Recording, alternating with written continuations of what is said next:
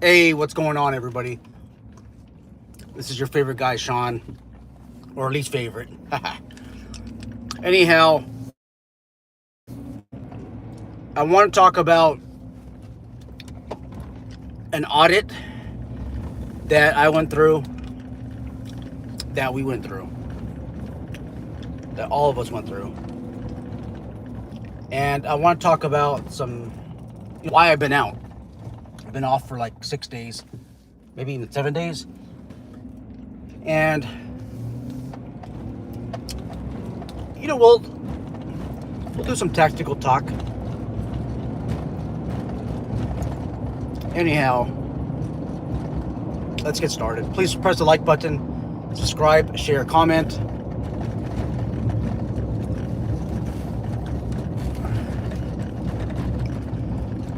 Even though you can't see me, I'm here, guys. I'm nowhere far away. What's up, FCJ? Good morning to you. So I got audited. We got audited. All of us got audited. What ended up happening was we had a California Post sniper instructor course. It's a 40-hour course. And Post showed up. The Peace Officer Standards and Training. There was an auditor that showed up, and he was there to sit in on the class.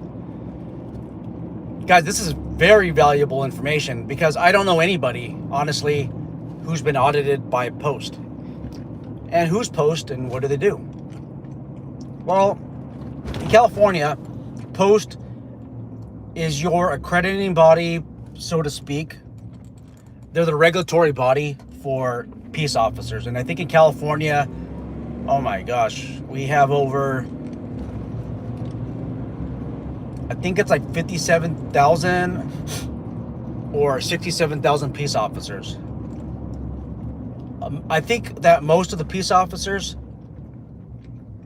are probably in correctional institutions, but I'm not sure. We have a lot. It could be 37,000. I don't know what the exact numbers are, but they regulate them. And what they basically do is they sit in on the class. And initially, I thought that the worst case scenario, or the best case scenario, is that the post auditor leaves after lunch. Well, that wasn't the case. Our post auditor stayed, I want to say 45 hours out of a 40-hour class. Now, if you haven't been to any of our trainings, we normally run our classes minute to minute. Meaning we're tight on lunches, meaning if it's a 30-minute lunch, it's a 30-minute lunch. Matter of fact, in November, we have some classes coming up. In December. What time are you dismissed? Typically, if the class starts at 0900, we start at 0900, and if it ends at 1800, you are out at 1800, sometimes 1810, and we're working on that, fixing that. As we refine the classes, we'll have more of a prompt dismissal time. We say that for anybody that's sending their security officers or law enforcement officers to our classes. Our guys at CWPS, Citywide Protection Services, I don't think that they completely, and they're our partners, I don't think that they completely understand that when you go a minute over, overtime is owed. So I really disagree with them letting out the class after 1800. And yes, you can just leave, but I don't subscribe to that, that SOP. And again, it's for the overtime opportunities. I would like agencies and companies to continue to send their officers, their personnel to our training. So this post auditor stayed with us on the breaks, had questions, lunches. I don't want to say that my lunch was interrupted, but post had questions on the lunchtime. And then even after the class, There's one day where, we're chatting like an hour and a half or 2 hours afterwards, about, mostly about the class. And I don't want to like give myself any brownie points or be egotistic. But we kind of sort of set ourselves up for success. Actually, we did set ourselves up for success. The thing is this, guys, you have to make your curriculum defensible and reasonable. And you have to cover every talking point of the, you have to cover all the learning objectives. Every single learning objectives on the outline that you submit to post. And if you guys are, you're wondering, or you're saying, hey, Sean, the rest of your video is not relevant because we're under the BSIS. We're not post presenters. We're not a post agency. We fall under BSIS, the Bureau of Security Investigative Services. And then if you're in another state, you might fall under the Florida Department of Agriculture or any other licensing body if you have them. I think Idaho doesn't even have any, but I don't know. I think this video is really relevant for you, especially if you're providing state certified training. Onward. You have to follow your format, you have to follow the curriculum, and you have to follow your hourly distribution as much as possible. For example, if you are scheduled to teach 0800 to 0900 use of force standards, it's not time to discuss something else. It's not time to talk about yourself. You got to stick to that topic. And I am proud to say that after spending 45 hours with Post, we did very good. We did very good, as a matter of fact. And the only thing that we were dinged on was the outline. It was, some of the numbering was out of order. So instead of your outline being like Roman numeral number 1, and then subsection A, and then a number 1 after that, right? I like skip to like another letter or something like that. It was a very small little error. And then our auditor didn't like the fact that I kept mixing in the words lethal and deadly force. And quite honestly, guys, let me ask you a question first. Would you rather want someone using lethal force on you or deadly force? Let me ask you again. You want someone using lethal force on you or deadly force? Answer the question. Okay? It means the same thing. It means the same thing, but obviously not to Post, right? What I'm saying is, we got dinged on things that are so minor, it's actually a good thing. We got dinged hard on those minor issues, but we didn't get dinged on not following the curriculum.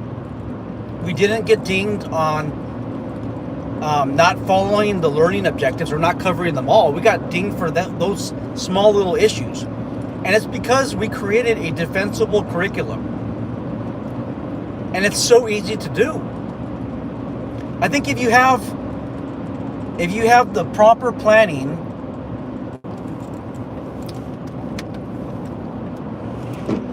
one second, guys.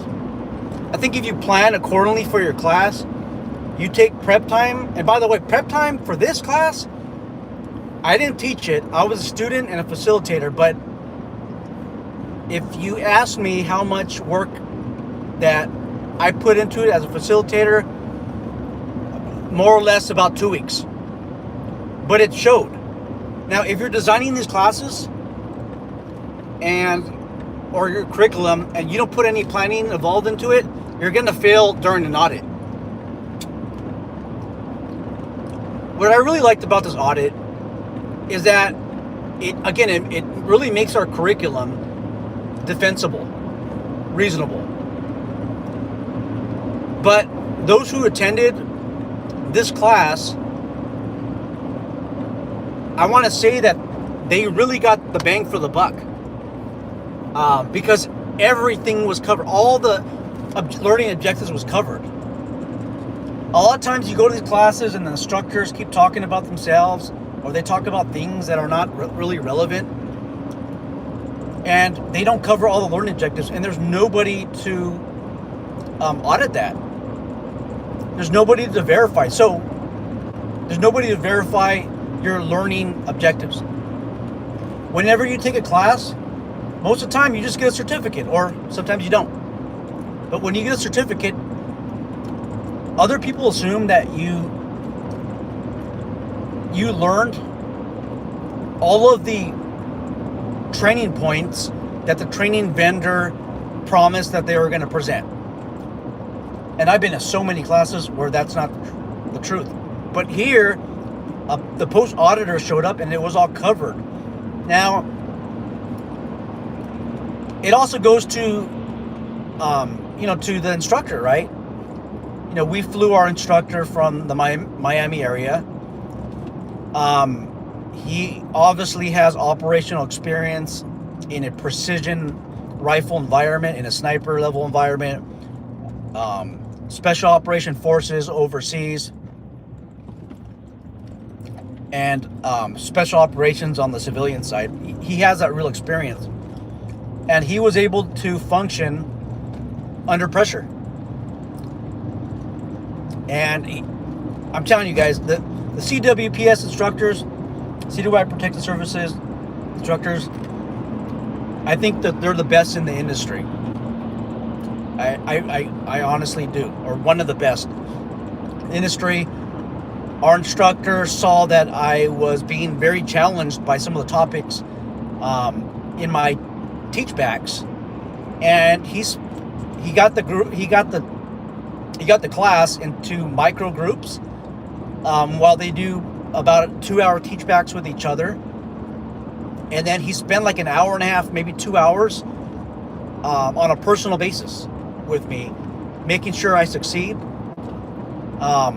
Even outside the class, he reached out to me and he prepared me for success. I really, really appreciate what he did, and he changed the way that I present. And you'll see that in these YouTube videos, the way that I present information, it's going to sound a little bit different. And I think I'm going to be able to connect with you a little bit different. You should see a difference with a couple of videos. Anyhow, that's how that post audit went. Now, if you're going through a state audit for your private security company, or law enforcement agency, guys, stick with your lesson plan, stick with your learning objectives, and don't deviate too much. And create an hourly distribution, even if you don't have to. What are you covering at certain points on the clock?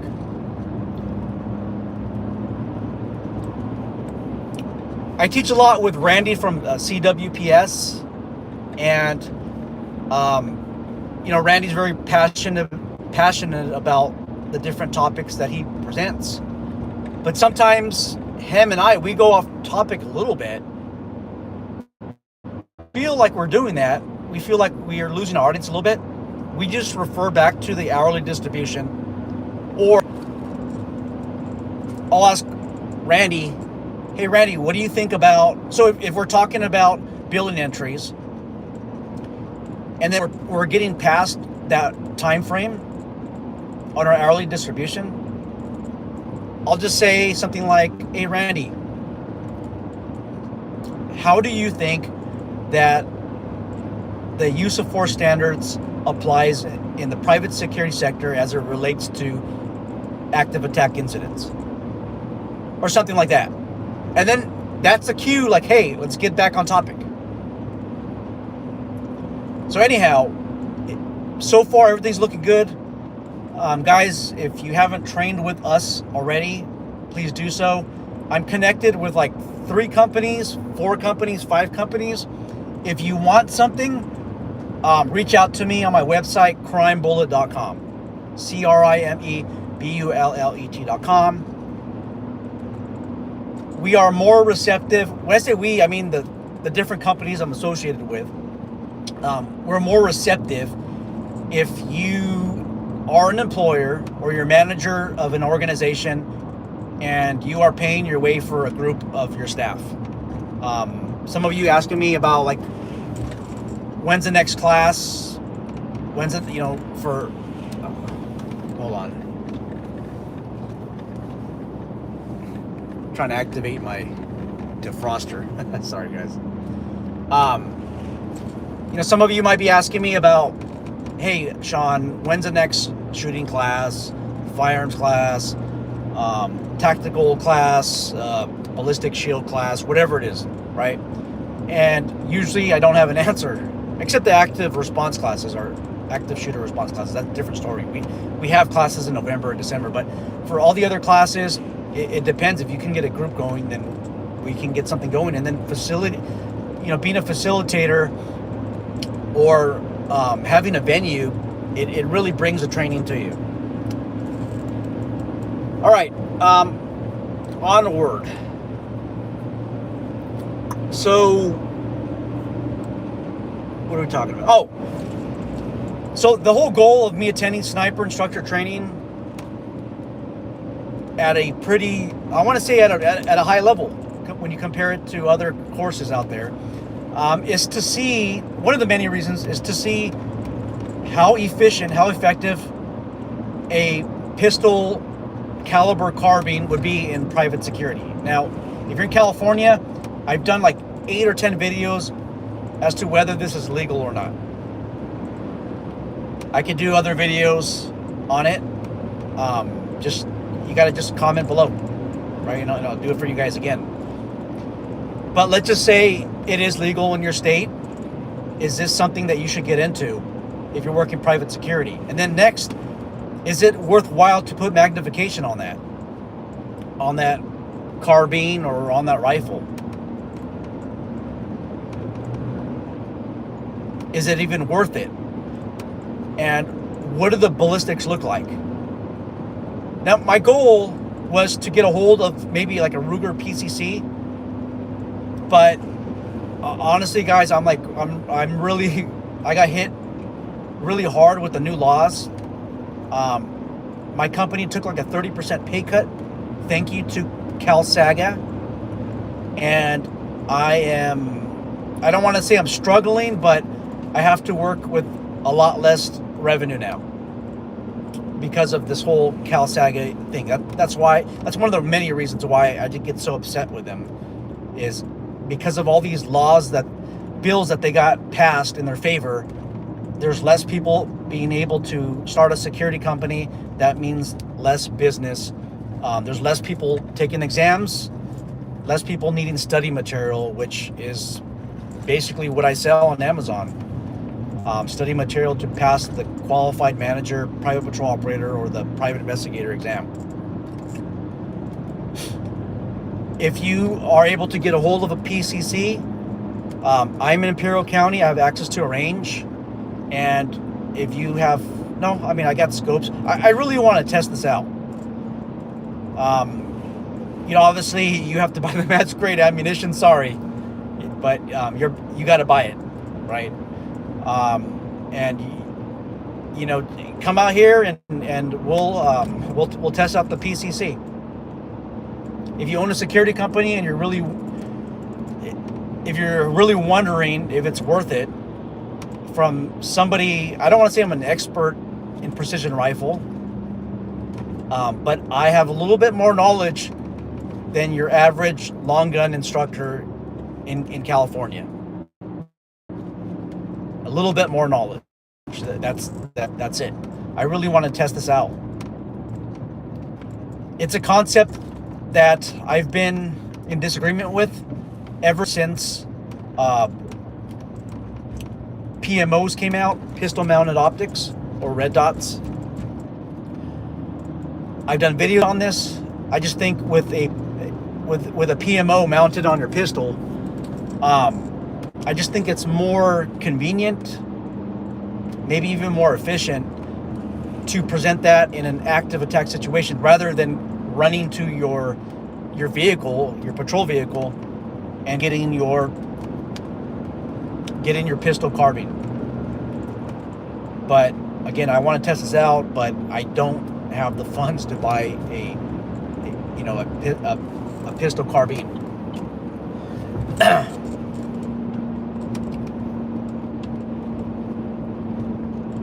If you guys have any questions, concerns, let me know. If you want me to cover any content, let me know. There has been a lot of things going on. Guys, watch out for terrorism. Please be careful. Remember, we have eyes and ears out there. There is one person that watches our videos on a normal basis, and he provided some interesting information, some intel on a contact that he made at his post. Again, I don't want to reveal too much information. I believe that these people, this duo, was involved in pre-attack surveillance, and that case right now is currently being investigated. Please, guys, please be careful out there. It's just a matter of time. I hate to say this. In California, the damn Governor Newsom took away the requirement that private security officers attend 4 hours of weapons of mass destruction training. He took that out, and he replaced it with DEI courses. Diversity, is it exclusion, inclusivity? I don't know what that stands for anymore. What it stands for when you replace the terrorism courses is just nonsense. That's what it stands for. So instead of taking the weapons of mass destruction class, now you're having to take again, the DEI classes, implicit bias, explicit bias. They're taking the tools away from us, guys. And it's time we prepare for the worst. It's going to get bad. Again, that case that was sent to me, or that intel from one of our watchers, it's scary intel. And he did a really good job doing that. But how you get around to getting the intel, making those contacts out there, those field contacts, I think that's a topic of another video. All right, guys, I'm out of here. Take care.